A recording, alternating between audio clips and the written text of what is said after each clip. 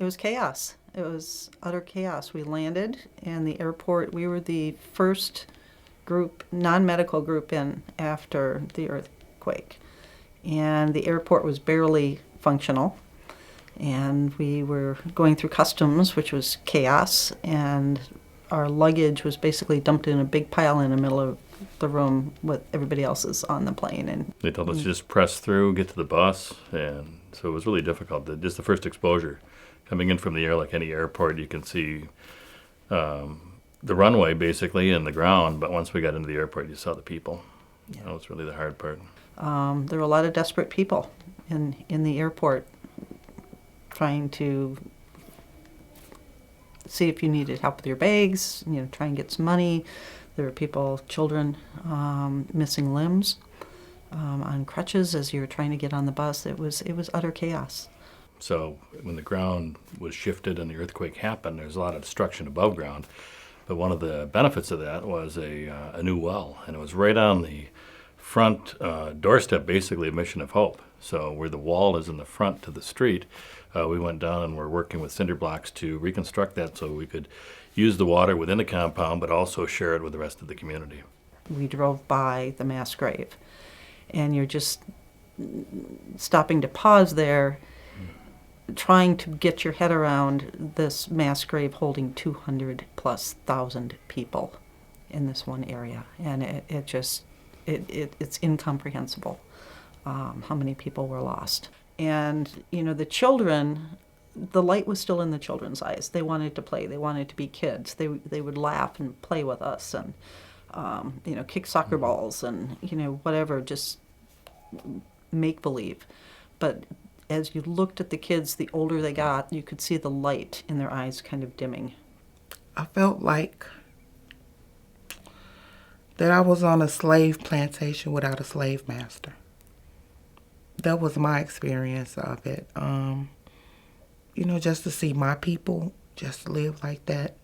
It just took me back to, remember the movie Roots? That's what it took me back to.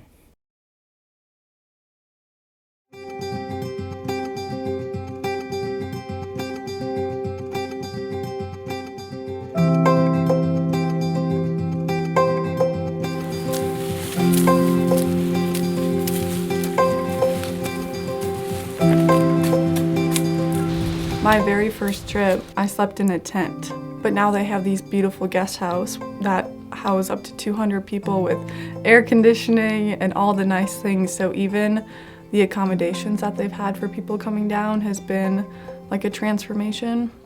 But I truly believe that's been a transformation from the partnerships of all these churches that have invested in Mission of Hope because they believe in the efforts that they're doing in Haiti.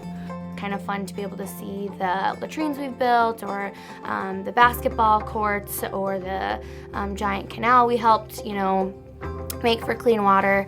So seeing those changes and then to watch them being used was really cool. But then also what Mission of Hope does as an organization, and just watching them expand and build their organization to actually meet their mission. But it sounds like even the inflation of money has just gone up, and it's hard for people to even afford food while they're still trying to afford housing or sending their kids to school. Schools have closed. I heard some churches have even been closing to prevent people from even leaving their houses because it's not safe to travel. So it all goes back to how do people even get what they need. So if you can't leave your house to get food, that's bad. But if you also don't have the money to get the food, like where is that cycle starting from? And where do we have to go to fix it? I'm not there to change their world. I'm just there to help them. So I don't expect to actually go there and, it's out of my head that we're just going to work nonstop and try to change everything in 1 week.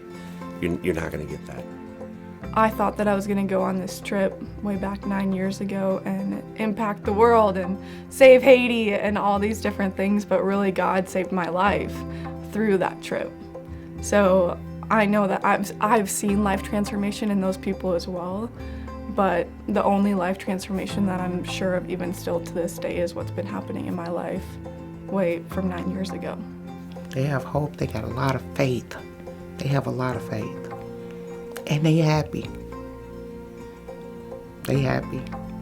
They would give you what little they have to help, their neighbor. They just live passionately and love Jesus. And even when you talk to them, like, they'll say that, yeah, I don't have enough food, or, we just don't have enough clean water, but the Lord will provide us with it. But the Lord will provide us with it.